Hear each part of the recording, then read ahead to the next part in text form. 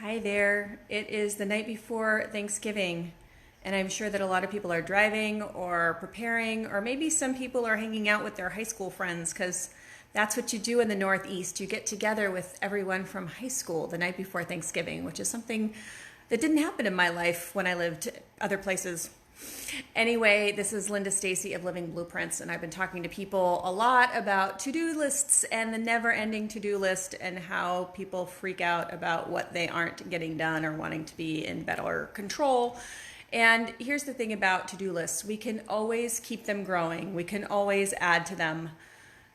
We can either be comfortable with knowing that we're getting the things done that need to get done, that they're aligned to something that matters, or we can stop saying yes to so many things. I think those are the options. It's really hard to get everything done all the time that we want to get done. So I think a little bit of a mind shift is in order for some of these, and it's okay if not everything happens. Anyone who's thrown a wedding, you probably had a series of things that didn't go exactly the way that you wanted to, but what are you going to do? Are you going to be pissed off for 5 or 6 hours on the best day of your life? Or are you going to acknowledge the people, the friends, the people that are around you and the event, that one of the best days of your life, you know?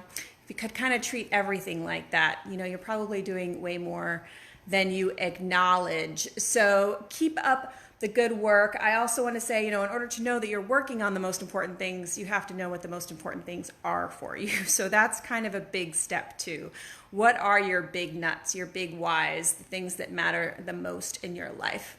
So if things don't go the way that they quote unquote should for Thanksgiving, go easy on yourself.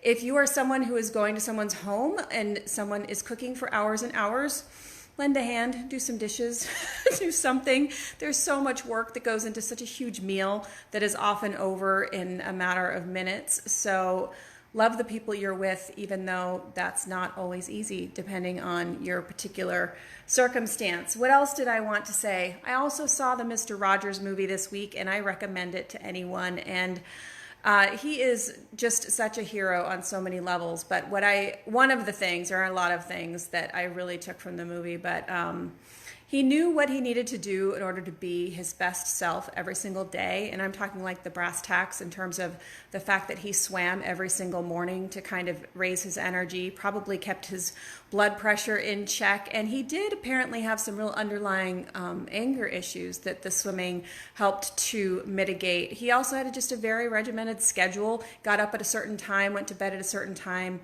ate a certain way, didn't drink, and really decided what he wanted his life to be and brought joy and more than joy, just comfort to so many, right? I mean, he's just such a wonderful example. So I recommend that movie. It really is a great, good feeling movie for this time of year.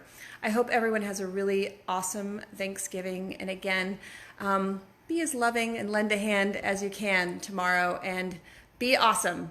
Have a good night.